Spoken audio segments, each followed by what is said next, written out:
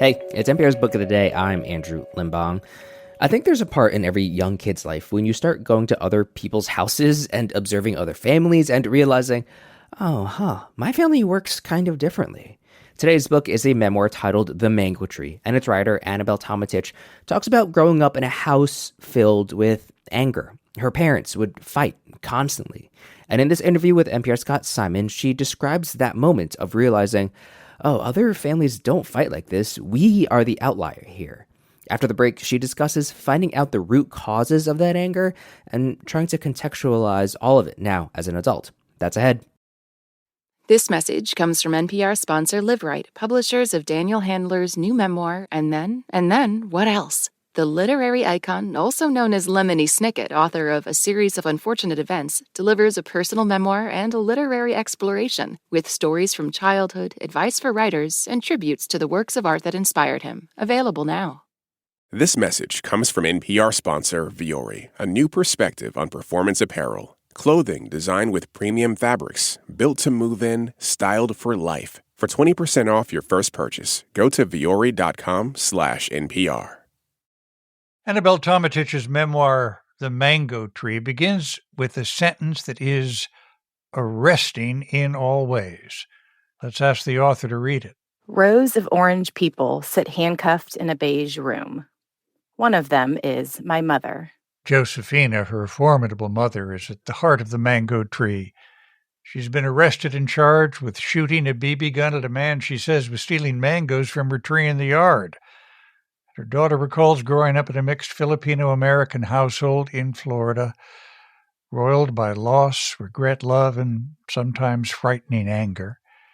Annabelle Tometich was a longtime writer for the News Press in Fort Myers, Florida, where she joins us. Thanks so much for being with us. Thank you so much for having me. I'm thrilled. Tell us about your parents. Where do I start?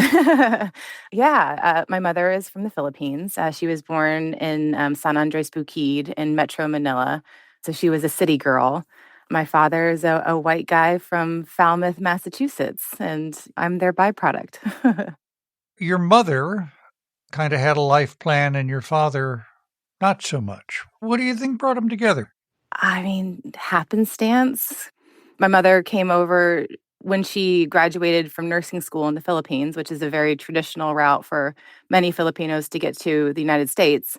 She had a choice. She was top of her class. She could go wherever she wanted to go. And she chose South Florida because she didn't want to be cold. And they met in the hospital. My mother was an RN and my dad was an orderly at the time.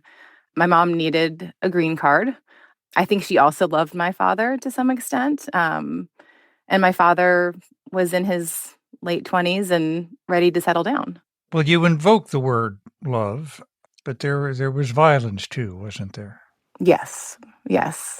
Well, can I get you to talk about that?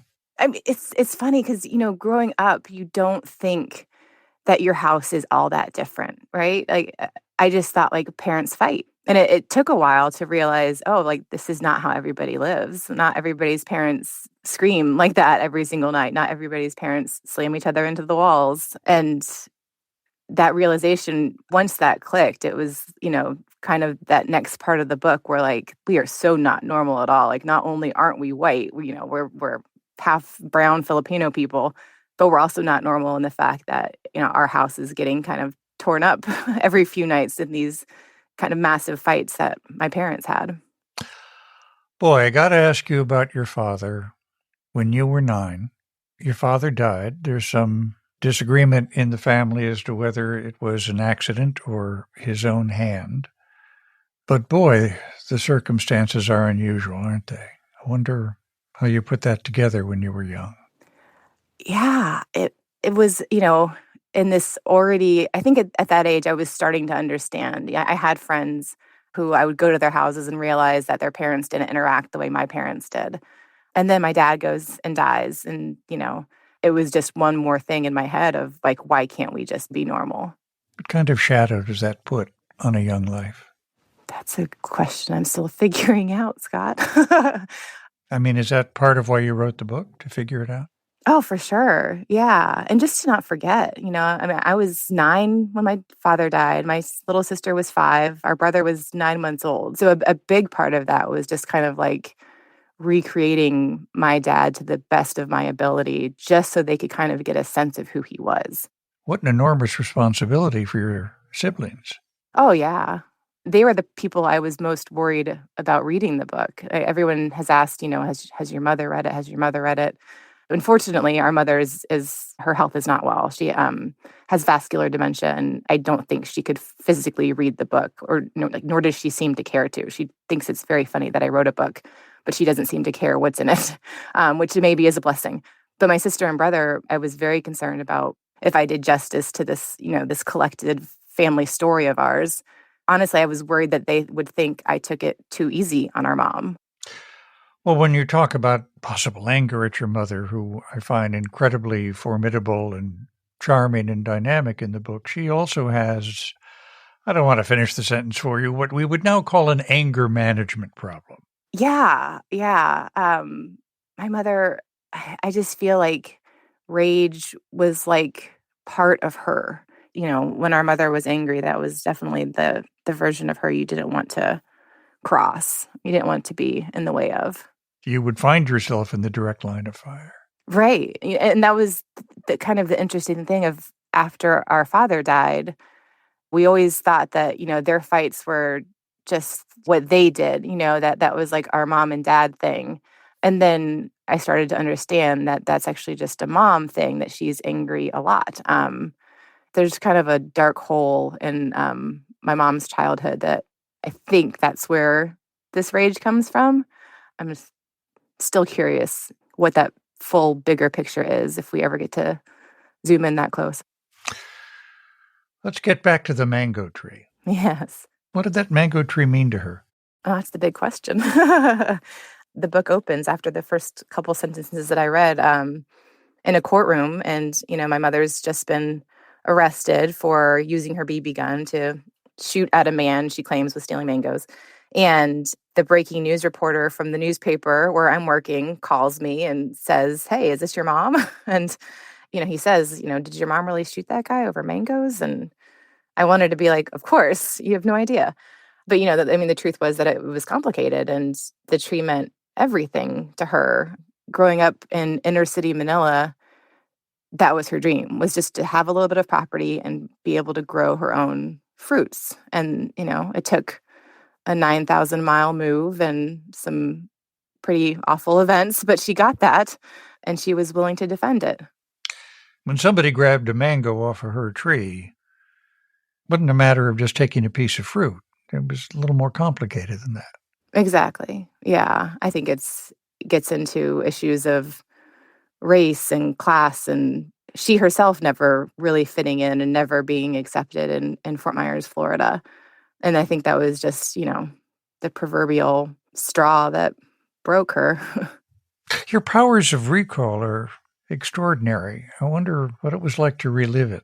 Yeah. Diving into these memories, there was times where it just kind of played out like a film in my mind. And, it was almost just like, okay, let's hit pause for a second and like sit with my childhood self for a little bit, which is weird but comforting, just to kind of look at her and, be like, it's all going to be okay. As you replayed that film in your mind to write the book, did you ever want to change the outcome of a scene?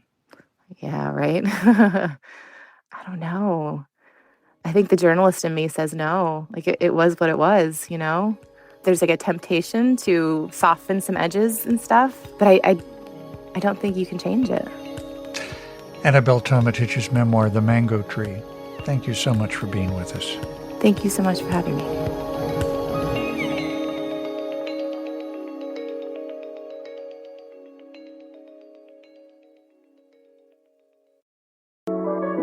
It's a high-stakes election year, so it's not enough to just follow along. You need to understand what's happening so you are fully informed come November.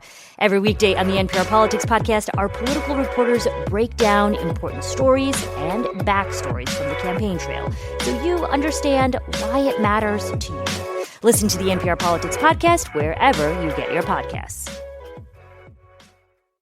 This message comes from NPR sponsor Sony Pictures Classics presenting Run, Lola, Run. The groundbreaking, high-octane cinematic sensation has returned to theaters in magnificent 4K. Don't let Lola pass you by. Get tickets now at runlolarunfilm.com.